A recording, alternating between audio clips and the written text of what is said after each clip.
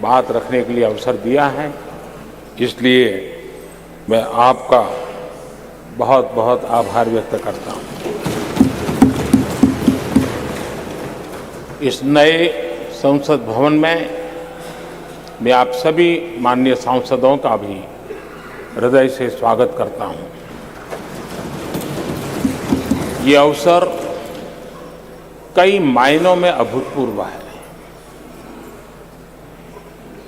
आजादी के अमृत काल का ये उषा काल है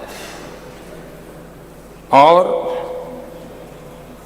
भारत अनेक सिद्धियों के साथ नए संकल्प लेकर के नए भवन में अपना भविष्य तय करने के लिए आगे बढ़ रहा है। विज्ञान जगत में चंद्रयान 3 की गगनचुंबी सफलता हर देशवासी को गर्व से भर देती है। भारत की अध्यक्षता में G20 का असाधारण आयोजन विश्व में इच्छित प्रभाव, इस अर्थ में ये अद्वितीय उपलब्धियां हासिल करने वाला एक अवसर भारत के लिए बना। इसी आलोक में आज आधुनिक भारत और हमारे प्राचीन लोकतंत्र का प्रतीक नए संसद भवन का शुभारंभ हुआ है। सुखद संयोग है कि ये गणेश चतुर्थी का शुभ दिन है।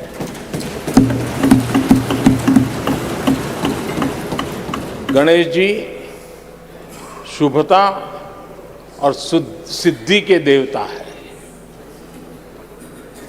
गणेश जी विवेक और ज्ञान के भी देवता है। इस पावन दिवस पर हमारा ये शुभारंभ संकल्प से सिद्धि की ओर एक नए विश्वास के साथ यात्रा को आरंभ करने का है। आजादी के अमृत काल में हम जब नए संकल्पों को लेकर के चल रहे हैं, तब अब जब गणेश चतुर्थी का पर्व आज है, तब लोकमान्य तिलक की याद आना बहुत स्वाभाविक है। आजादी के आंदोलन में लोकमान्य तिलक जी ने गणेश उत्सव को एक सार्वजनिक गणेश उत्सव के रूप में प्रस्तावित करके पूरे राष्ट्र में सुराज्य की आहलेख जगाने का माध्यम बनाया था। लोकमान्य तिलक जी ने गणेश पर्व से सुराज्य की संकल्पना को शक्ति दी। उसी प्रकार से आज ये गणेश चतुर्थी का पर्व लोकमान्य तिलक जी ने स्वतंत्र भारत स्वराज्य की बात कही थी। आज हम समृद्ध भारत गणेश चतुर्थी के पावन दिवस पर उसकी प्रेरणा के साथ आगे बढ़ रहे हैं। सभी देशवासियों को इस अवसर पर फिर एक बार मैं बहुत बहुत बधाई देता हूं। आदरणीय अध्यक्ष जी, आज संवत्सरी का भी पर्व है। ये अपने आप में एक अद्भुत परंपरा है। इस दिन को एक प्रकार से क्षमा वाणी का भी पर्व कहते हैं। आज मिच्छामि दुक्कड़म कहने का दिन है।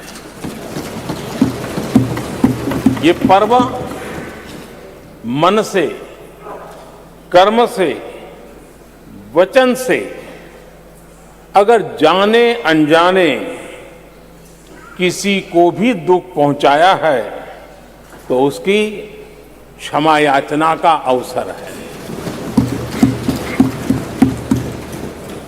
मेरी तरफ से भी पूरी विनम्रता के साथ, पूरे हृदय से आप सभी को, सभी सांसद सदस्यों को और सभी देशवासियों को मिच्छामि दुक्कड़म।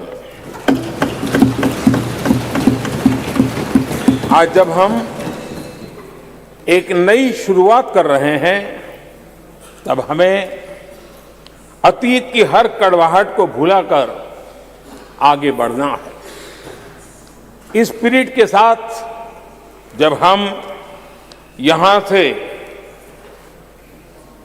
हमारे आचरण से, हमारी वाणी से, हमारे संकल्पों से जो भी करेंगे, देश के लिए, राष्ट्र के एक एक नागरिक के लिए वो प्रेरणा का कारण बनना चाहिए और हम सबको इस दायित्व को निभाने के लिए भरसक प्रयास भी करना चाहिए।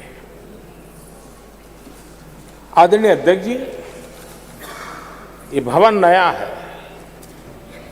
यहां सब कुछ नया है, सारी व्यवस्थाएं नई हैं। यहां तक आपके सब साथियों को भी आपने एक नए रंग रूप के साथ प्रस्तुत किया है।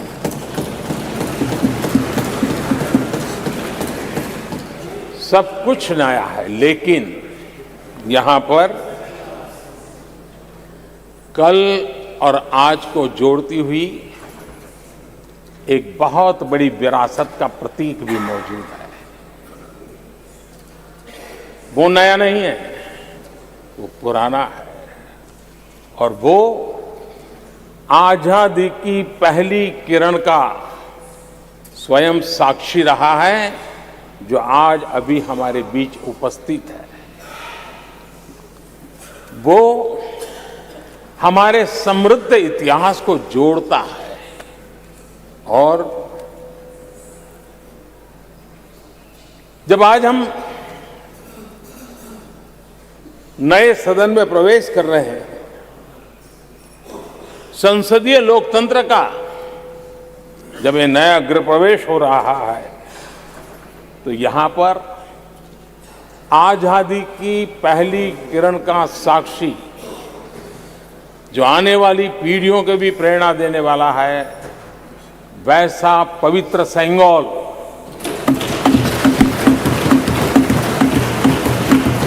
और ये वो सेंगोल है जिसको भारत के प्रथम प्रधानमंत्री पंडित नेहरू पूजा विधि कर करके आजादी के पर्व का प्रारंभ हुआ था। और इसलिए एक बहुत महत्वपूर्ण अतीत को उसके साथ ये सेंगोल हमें जोड़ता है। तमिलनाडु की महान परंपरा का वो प्रतीक तो है ही, देश को जोड़ने का भी, देश की एकता का भी वो प्रतीक है।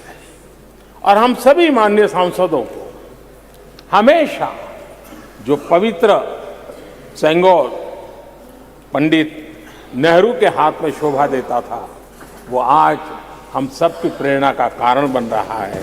इससे बड़ा गर्व क्या हो सकता है। आदरणीय अध्यक्ष जी, नए संसद भवन की भव्यता आधुनिक भारत के महिमा को भी मंडित करती है।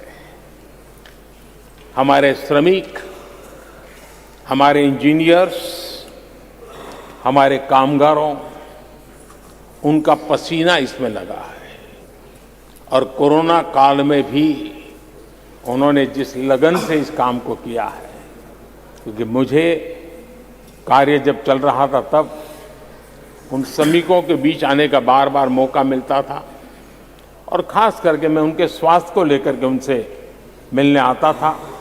लेकिन ऐसे समय भी उन्होंने इस बहुत बड़े सपने को पूरा किया।